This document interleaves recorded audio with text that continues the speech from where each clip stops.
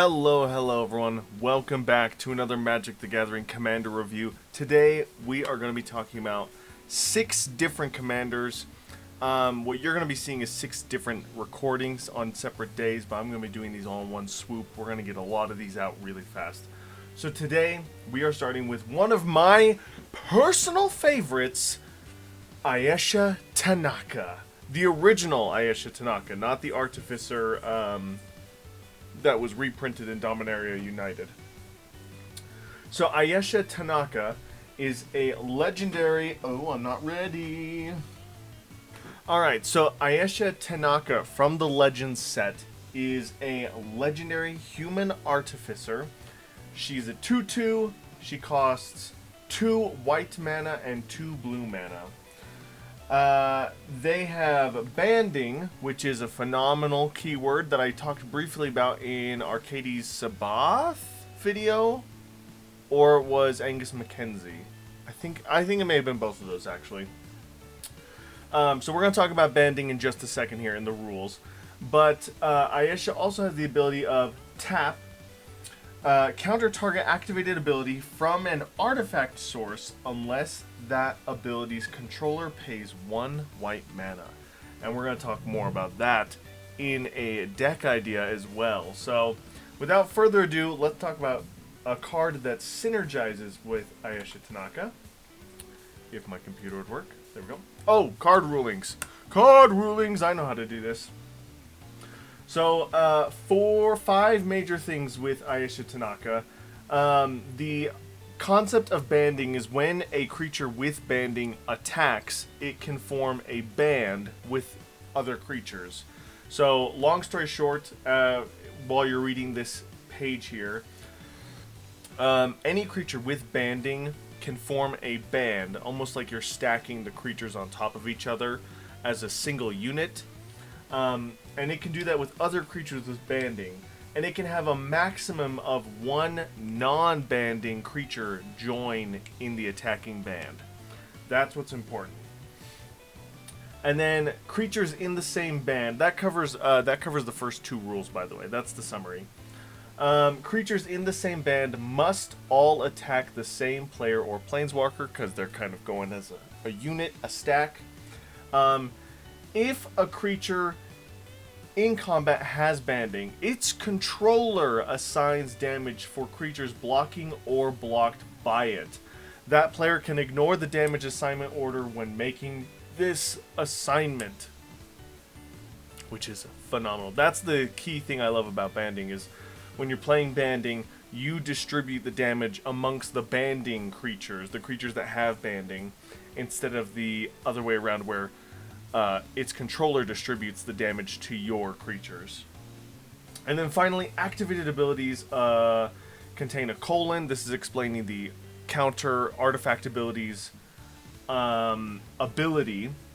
And this is just explaining how activated abilities work. So anything that has a colon, a cost, colon, and effect is an activated ability. And Ayesha Tanaka can counter those, with the exception of mana abilities, because remember, mana abilities like tapping a land for mana or sacrificing a creature for Ashnod's altar that makes mana, those are mana abilities. They do not go on the stack. So those are the only kind of artifact activated abilities that Ayesha cannot interact with. Alright, cards that work well with Ayesha Tanaka. I personally love the card Defensive Formation, which is a white enchantment, costs 1 white to cast, and it says instead of the attacking player, you choose how creatures attacking you deal combat damage. So when you are blocking, again, this is same deal with banding, you distribute the damage, but this allows you to distribute the damage amongst all of your blocking creatures, which is very nice. It is important to remember, however, it is for creatures attacking you, so only on the defensive. Don't use this to redistribute for non-banding creatures when you're the aggressor, only when you're the defender. But all in all, great card, helps broaden your scope with the Ayesha Tanaka deck. And next we're going to talk about 3 decks that Ayesha Tanaka, I think, works well in. The first one is a deck that I actually built, and I have, that is built around banding mechanic.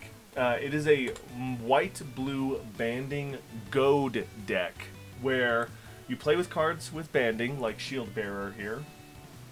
You are throwing damage at your opponent, either you attacking them because they're going to be open after they attacked another player because you're goading them, or when they're goaded and you're the only player left, you're going to be able to block and defend yourself with creatures like Stuffy Doll, which are great.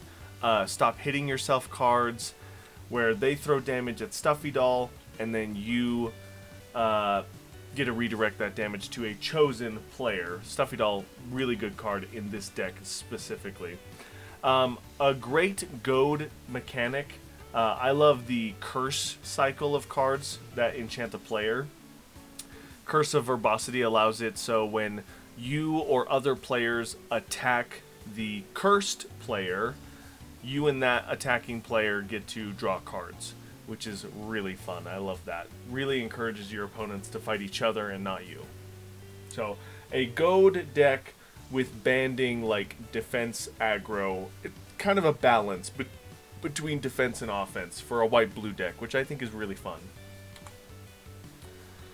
The second deck idea is you could, of course, do an all-in on the banding archetyped, where everything is banding, everything has banding support. You'll notice there's no blue cards in this preview. That is because banding is not heavily supported in blue. However, blue does give you options to give your team evasion or give your team protections and stuff like that. So with this being the main theme, if you're just doing pure banding, my recommendations were cards that support creatures in a band. So Acacian Skirmishers gives all creatures in a band first strike. Urza's Engine, it has an activated ability that you can give all creatures in a band trample. And then Always Watching is great in a deck like this because you're going to want to be on the offensive with your band of creatures, but you're also going to want them on the defensive, so when you block, you can spread that damage amongst all your banding creatures. Always Watching is non-token creatures you control, get +1/+1 and have vigilance, and mono white enchantment, great card. I feel like I should make note here that it is important to remember that just because you redistribute the damage with creatures with banding when on the defensive doesn't mean that you just get to do that automatically. You still have to assign blockers to creatures, a minimum of 1 creature to one of your opponent's attacking creatures. If they have menace, you have to block with 2, so on and so forth. You still have to follow the blocking rules. Just when it comes to the damage step, you get to reassign the damage. So don't get confused when I say reassigning damage is like super powerful. You still have to block properly and within the rules. So don't get me wrong there. Combat is tricky, and banding doesn't help make it uncomplicated, but it does give you a little bit more control at the end of combat rather than in the beginning, which I love. The last deck idea that I thought would be fun, I actually looked this one up because I was like, man, what could we do with her counter artifact ability? Like, is that even possible to do? And there are some old cards out there. As you see here, there's things like Jinxed Doll or Skull Cage. And so I was thinking, I found and then I expounded upon this group Slug artifact deck idea, where you want to give your opponent a Jinxed Idol, so then during their turn they take 2 damage to you, and then if they ever want to give you back the Jinxed Idol, you can use Ayesha's ability to counter that, possibly counteract. If they have white mana at their disposal or treasure, of course they can pay for that. But you can counter the ability of them giving you back the idol. Maybe you let them give it to one of your opponents. But either way, you are using these ping artifacts to whittle down the board.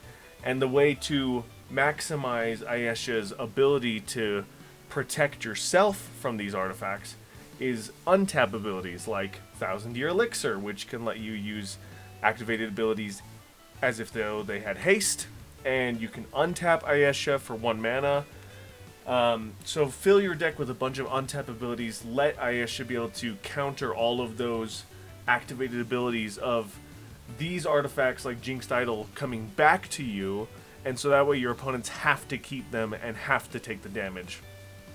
And then of course, just to help fill the damage board, cards that affect everyone, including yourself regardless, like Skull Cage is a great option, as long as you are protecting yourself, your board, and then you're forcing your opponents to keep those self-damaging items. You'll have more control and be able to win the race that way.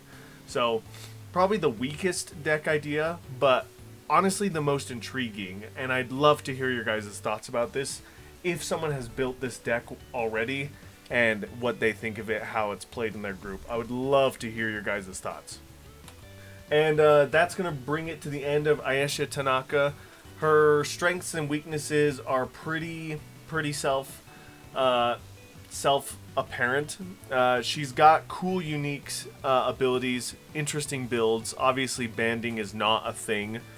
It's only an old mechanic, and the only thing you're going to ever find banding in is in old mechanic stuff, which is cool and awesome, but obviously it is very weak. Banding is not a popular mechanic for a reason. It isn't the strongest mechanic, but I do love it a lot.